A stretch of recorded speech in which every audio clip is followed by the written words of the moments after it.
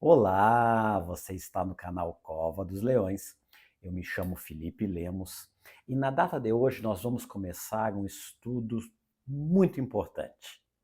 O estudo da escatologia e do Apocalipse. Nós vamos adentrar no que eu estou chamando o começo do fim. Para isso, eu gostaria de fazer algumas considerações iniciais que vão ser fundamentais para você, que vai me acompanhar nesta jornada que eu tenho plena certeza que vai mudar a tua vida. Será um estudo bem descontraído, de maneira bastante informal. Para isso eu convido você, se você tem alguma Bíblia em casa, que você pegue a sua Bíblia.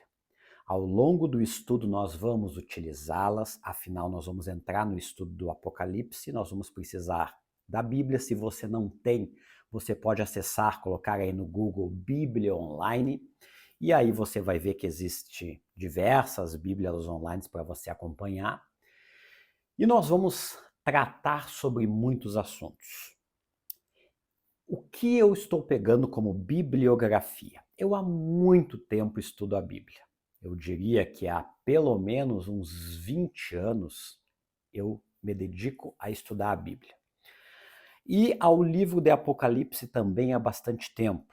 Para isso eu tenho bastante bibliografia que eu gostaria de mostrar para vocês aonde é que vai ser o meu e o nosso embasamento para o estudo da escatologia e o Apocalipse. Daqui a pouco você vai entender por que eu estou falando escatologia e Apocalipse como se fossem coisas separadas. Então vamos lá.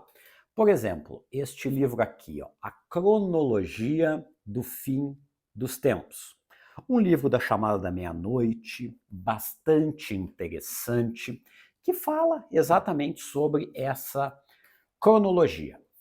Outro livro da Chamada da Meia-Noite, uma editora muito boa também, né? Que é Jesus e o Fim dos Tempos. Um livro também interessante, tratando sobre isso. Temos também o Manual Prático de Escatologia, certo? Que é de um autor interessante, o Gabriel Porto, que tem uma visão um pouco diferente da minha. E aqui já vai algo interessante, porque nós vamos tratar as diferentes visões. Eu pretendo dar a minha opinião, mas nós vamos tratar as diferentes visões. Por quê? Eu acho muito perigoso quem é categórico em querer afirmar que o Apocalipse é 100% conforme a sua visão. Existem diferentes visões e isso vem desde muito tempo de interpretações.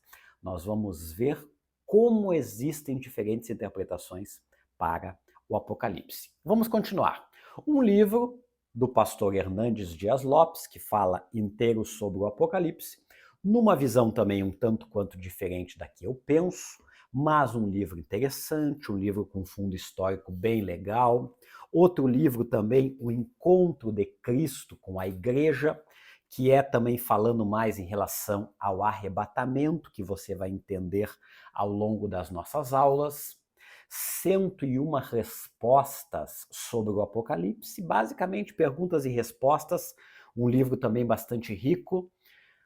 Um livro, Alerta Final, muito interessante, um livro que fala basicamente sobre as 7 cartas que são enviadas a igrejas ao redor da época de João.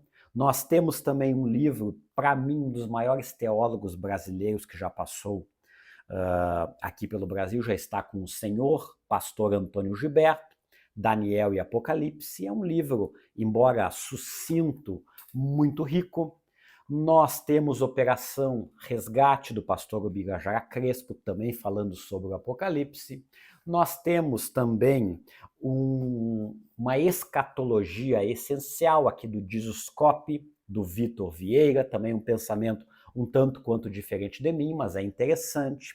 um livro muito bom do Severino Pedro da Silva, da CPAD, Apocalipse, capítulo por capítulo e versículo por versículo. Muito bom este livro, um livro bastante extenso, muito interessante. Temos também, seguindo a mesma linha, Estudos sobre o Apocalipse, do Armando Cohen, também falando mais de forma capítulo por capítulo. Nós temos Israel, Gog e o Anticristo, colocando Israel no princípio e no fim dos tempos, a sua relação. Nós temos uma obra clássica da chamada Meia-Noite, que é Apocalipse de Jesus Cristo, do Imalgo, também um livro bastante robusto, bem bom. Nós temos O Nosso Destino, que é também de uma forma panorâmica sobre o Apocalipse. Eu trouxe apenas alguns, eu tenho muito mais livros sobre escatologia e o Apocalipse.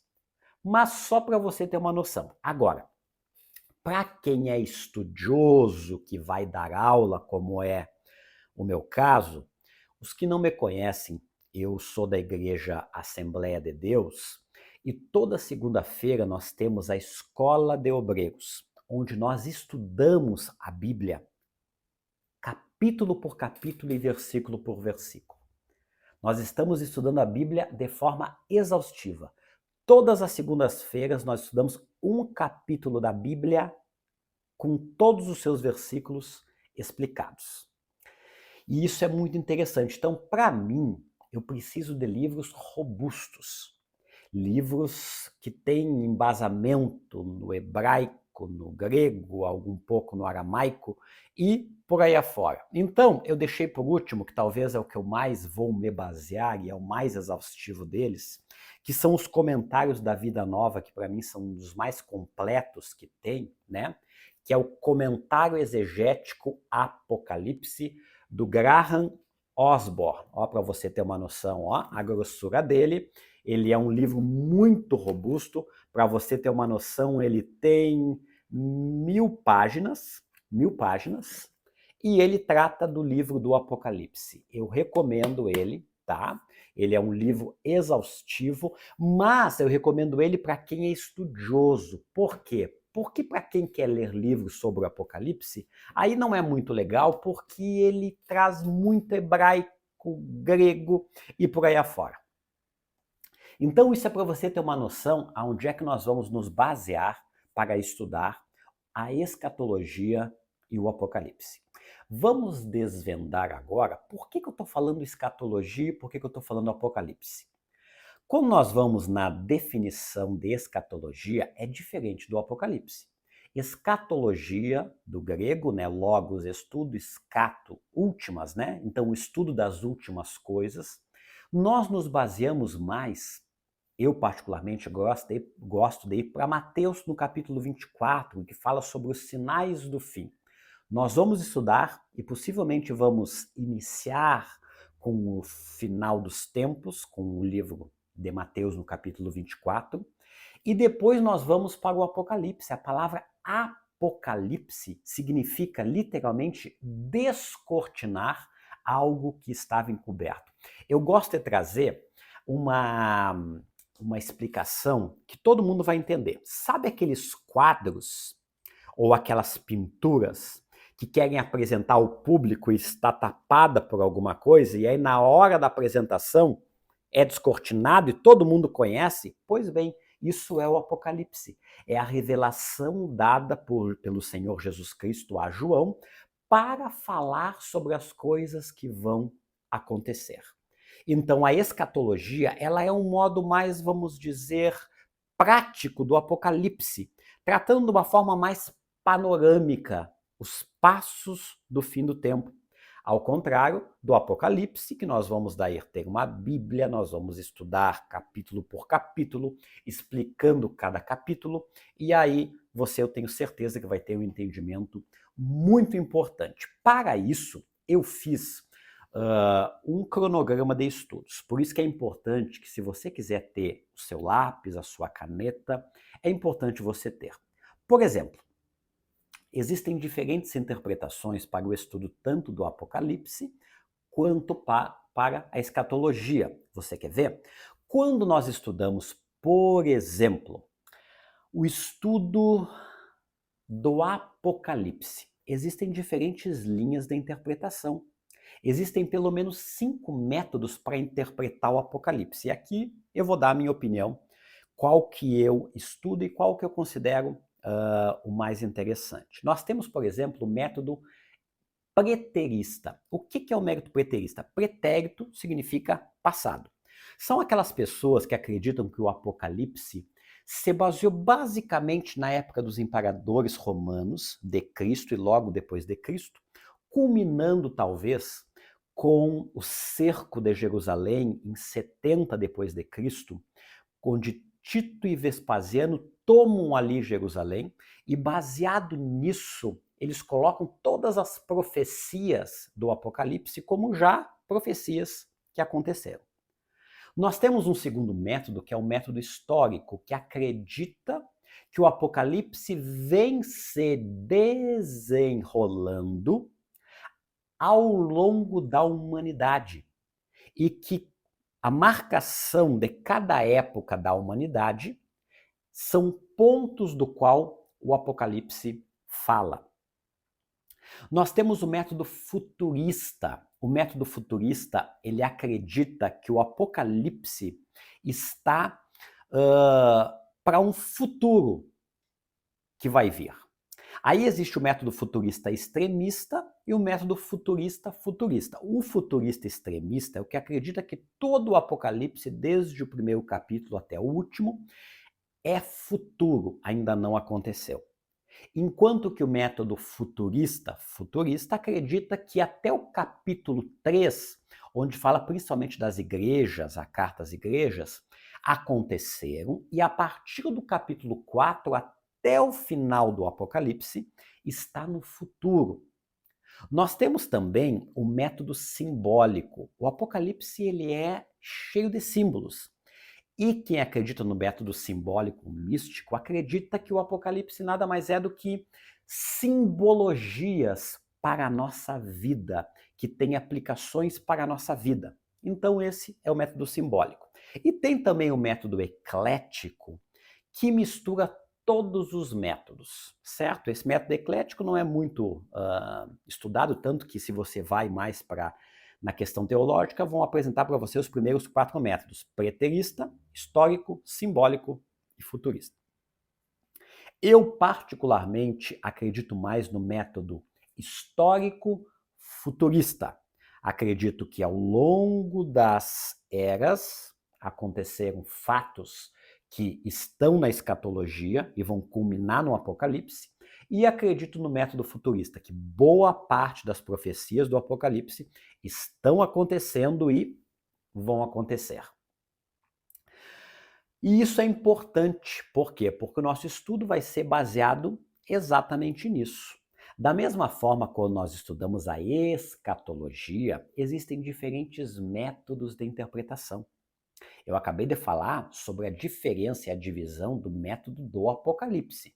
Agora também, quando falamos em escatologia, existem pelo menos 3 vertentes de estudo. O primeiro é o método da pré-tribulação, o pré-tribulacionismo, que acredita que a igreja não vai passar pela grande tribulação. Arrebatamento, tribulação, tudo isso nós vamos falar ao longo das aulas. Aqui é só um panorama para você ter uma noção.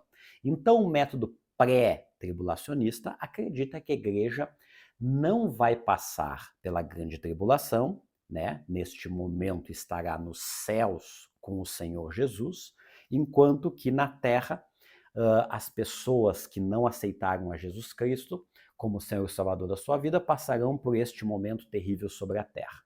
Existe o método mid ou mesotribulacionista, que acredita que durante um período de 7 anos, que também o método pré acredita, né? Será um período de 7 anos dividido entre tribulação e grande tribulação. O método meso acredita que nos 3 anos e meio, esses 7 anos, para você ter uma noção, é baseado em profecias de Daniel, que nós vamos falar quando tocarmos sobre a questão do arrebatamento da igreja. E o método pós-tribulacionista acredita que a igreja vai passar normalmente por tudo a ira de Deus que virá sobre a terra. Todos os métodos têm bons fundamentos de estudo. Todos. Todos servem para nós aprendermos muitas coisas. Pré-tribulacionismo, meso e pós-tribulacionismo. Tudo isso nós vamos estudarmos. Então, é importante nós entendermos que tem muito pano para manga para nós aprendermos ao longo do estudo. Eu concluo essa aula de hoje falando a respeito dos mortos. Aonde é que estão os mortos atualmente? Pois bem, após a morte existem somente dois caminhos a ser seguidos pelo homem: ou é céu ou é inferno. Aonde é que eu me baseio nisso? Como você está me acompanhando, a minha regra de fé está exatamente aqui, na Bíblia Sagrada. Então, todas as interpretações que eu vou dar são baseadas na Bíblia Sagrada. Inerrante, infalível, certo? Embora escrita por homens, foram homens que foram inspirados por Deus, pelo Espírito Santo, para trazer uma mensagem sem erros naquilo que foi colocado. Então a Bíblia ela serve totalmente para nós, para os nossos dias, sabendo diferenciar o que é cultura judaica, o que é a nossa cultura, e isso nós vamos tratar também quando estudarmos o Apocalipse. Então, conforme a Bíblia, após a morte existem só dois estados: ou o céu ou o inferno. Como é que nós sabemos para onde é que a pessoa vai após a sua morte? A decisão é tomada aqui nesta terra. Nós temos em João, no capítulo 3 e o verso 16, Evangelho de João, está escrito que Deus amou o mundo de tal maneira que deu o seu único Filho, que é Jesus Cristo, para que todo aquele que nele crer, ou seja, que crê em Jesus Cristo, não se perca, mas tenha a vida eterna. Então, conforme a minha regra de fé, e talvez de muitos que aqui estão assistindo, a decisão de céu ou inferno é baseada nossa, através do nosso livre-arbítrio, em aceitar a Jesus Cristo como Senhor e Salvador da minha vida, tornar-me um discípulo seu e a partir daí começar a palmilhar, começar a caminhar no caminho do discipulado em Cristo Jesus. Baseado nisso, nós temos que entender algumas coisas. Então quer dizer que os que estão mortos em Jesus já estão no céu final? Quer dizer que os que morreram sem Cristo já estão no inferno final? Não. Você quer ver um exemplo? Você sabia que o inferno ainda não foi inaugurado? Quando você fala sobre o inferno, a Bíblia diz que o inferno foi preparado inicialmente para o diabo e os seus anjos, mas que infelizmente muitos vão acabar indo para lá, exatamente porque deixaram os seus próprios pecados, tudo aquilo de ruim, eles não lidaram com isso. E nós sabemos que lidar com os nossos erros é muito difícil, a nossa tendência é deixar todos os erros debaixo do tapete da nossa alma, né? E nos entregarmos a isso. Mas, olha que coisa interessante. Quando nós vamos na Bíblia, a Bíblia, o Antigo Testamento foi interpretado, a sua grande maioria, no hebraico. Está no hebraico. O Novo Testamento, a sua grande maioria, está em grego, algumas partes em aramaico e até alguma pouquinha coisa no hebraico. Mas, basicamente, nós dividimos o Antigo Testamento hebraico, o Novo Testamento grego.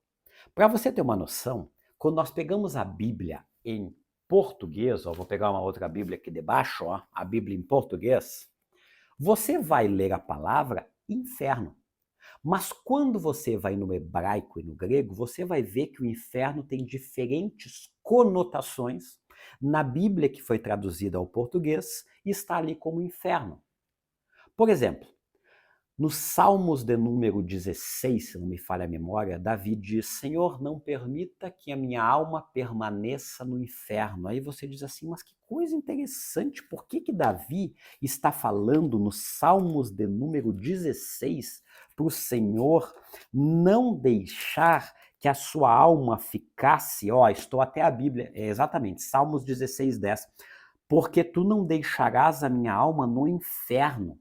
Então Davi estava acreditando que iria para o inferno? Não. Por quê? Porque no hebraico aqui é a palavra Sheol, que no grego é Hades. E o que é Sheol e Hades na cultura antiga? É o mundo dos mortos. É quando a pessoa morre. Então Davi estava falando exatamente isso. Não deixe que a minha alma fique simplesmente no mundo dos mortos. Você vê que tem uma conotação completamente diferente. Eles não estavam falando sobre o inferno como nós conhecemos, mas sim sobre o mundo dos mortos. Quando você vai no livro de Judas, e esse Judas não é o Judas Iscariotes, quando você vai no livro de Pedro, tudo na Bíblia Sagrada, né? Nós temos também ali que alguns anjos que não guardaram o seu principado, eles foram lançados em cadeias eternas. E aí na nossa Bíblia está escrito foram lançados no inferno. Mas quando você vai no grego, está escrito o Tártaro. O Tártaro, conforme o mundo antigo, imaginava-se que era abaixo do Hades, do mundo dos mortos, e era um lugar de tormento terrível. Então, acredita-se que existem anjos presos em alguma dimensão, né, que possivelmente têm a possibilidade de serem soltos durante esse período sombrio, que é o período da grande tribulação. Da mesma forma, existe também a palavra Gehenna. O que é a palavra Gehenna? Na Bíblia, nós vamos visitar também como inferno.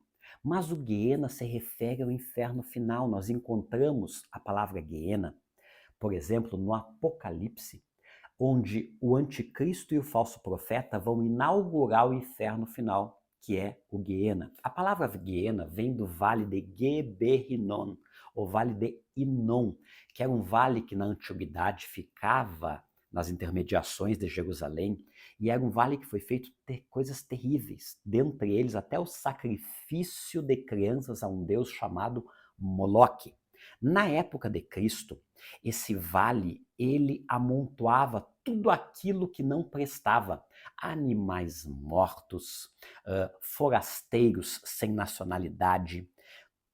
Tudo que não prestava a princípio era jogado nesse vale, que ele era alimentado com enxofre. Então, os historiadores dizem que sempre subia aquele cheiro ruim e tinha uma chama alimentando. E Jesus usa exatamente esse vale, dizendo assim, olha, cuidado, tem um fogo que não se apaga, tem um fogo que nunca se consome, e cuidado, porque este local, né, infelizmente muitas pessoas vão acabar indo para aí. Então Jesus utilizava muitas parábolas, e o vale de Inon, Geberrinon, que depois, na época de Cristo, era um vale que era alimentado com enxofre, com bichos comendo os dejetos e restos humanos e de animais que por ali estavam, é comparado ao inferno final. Então, para resumir para você, no Antigo Testamento e no Novo Testamento vai estar a palavra inferno, mas o inferno no Antigo Testamento é Sheol, enquanto que no Novo Testamento é Hades, e refere-se ao mundo dos mortos. Enquanto que na carta de Pedro e de Judas fala na nossa tradução em português inferno, mas se refere a um lugar onde alguns anjos foram presos por motivos especiais.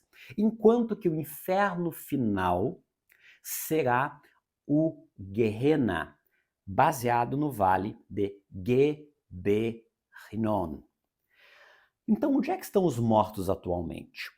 Os mortos atualmente, as pessoas que morriam, baseado numa parábola que Jesus falou em Lucas, no capítulo 16, eles iam para o Hades. O Hades, que é o mundo dos mortos, era separado, né? Uma parte que era o seio de Abraão e outra parte no Hades, separado por um abismo, que era um lugar de tormento. Não o inferno final, mas um lugar de tormento. Enquanto que O seio de Abraão, assim chamado, era um local onde estavam em descanso. E ali na parábola do rico e do Lázaro, nós vemos o Lázaro quando morre, que era um mendigo indo para o seio de Abraão, enquanto que o rico vai para o, o Hades, um local de tormento. Não é porque um era rico e o outro era mendigo, nada disso. É exatamente porque o rico esbanjou as suas riquezas em pecados, em não ajudar absolutamente ninguém, e exatamente por ser uma pessoa desprezível. Não tem nada a ver com riqueza. Não tem nada a ver com riqueza. Cuidado com essa teologia da prosperidade, mas também da teologia da miséria. Que todo mundo que é miserável e pobre é bom e rico é ruim. Cuidado com esse tipo de coisa. Essas duas teologias são erradas conforme a Bíblia. O dinheiro não é ruim. A Bíblia fala que o amor ao dinheiro é a raiz de todos os males. Todos nós precisamos, e como é bom, fruto do nosso trabalho, nós podemos ter o nosso dinheiro para assim comprarmos as nossas coisas. Então, aonde é que estão os mortos atualmente? Quando Jesus morre na cruz, ele desce às partes mais baixas e as pessoas que estavam no seio de Abraão são levados ao paraíso, que ainda não é o novo céu e a nova terra. Portanto, os que morreram em Cristo estão esperando, né, o corpo glorificado, né, que tudo isso nós vamos estudar, mas estão já num local intermediário. Isso aqui não chamamos de purgatório, nós não acreditamos no purgatório, que existe necessidade de purgar pecados, certo? Já estão gozando de ricas bênçãos com Cristo, né? Já estão e não estão dormindo. Existe alguns que acreditam no sono da alma, que ficam dormindo até o julgamento final. Particularmente a minha linha acredita, baseado nessa parábola, por exemplo, do rico e do Lázaro, baseado no Apocalipse, nos que foram mortos durante a grande tribulação, que diz que as suas almas clamam a Cristo, dizendo: até quando tu permitirás a corrupção, até quanto não nos vingarás o nosso sangue no período da grande tribulação, certo? Então estão com Cristo, enquanto que os mortos sem Cristo atualmente estão no Hades, num local de tormento, de sofrimento, esperando o juízo final, que se dará bem no finalzinho lá do Apocalipse, no juízo do grande trono branco, que nós vamos estudar também. Portanto, a decisão que nós tomamos é aqui nesta terra. Tomemos cuidado. A hora é agora. Nós estamos já vivendo o fim dos tempos. A próxima aula, nós vamos começar a tratar sobre Mateus no capítulo 24. Nós vamos falar sobre os sinais do tempo do fim. Portanto, eu convido você a embarcar nessa jornada fantástica. O nosso objetivo aqui não é correr. É claro que nós não vamos esgotar o assunto, tem pano para manga durante muito, nós poderíamos ficar anos falando, e literalmente eu não estou exagerando, não estou usando de hipérbole, mas sim nós poderíamos ficar muito tempo falando sobre o Apocalipse. Nós vamos falar de uma forma que você vai entender e que você vai compreender e poder ler o Apocalipse a partir de então, tendo entendimento baseado nisso. Que Deus possa abençoar grandemente você. Não esqueça de compartilhar esse vídeo para o máximo de pessoas. Nós estamos vivendo os tempos do fim, é importante que chegue ao alcance de todas as pessoas. Se inscreva no canal se você ainda não se inscreveu, curta e compartilha. Que Deus te abençoe grandemente e até a próxima aula.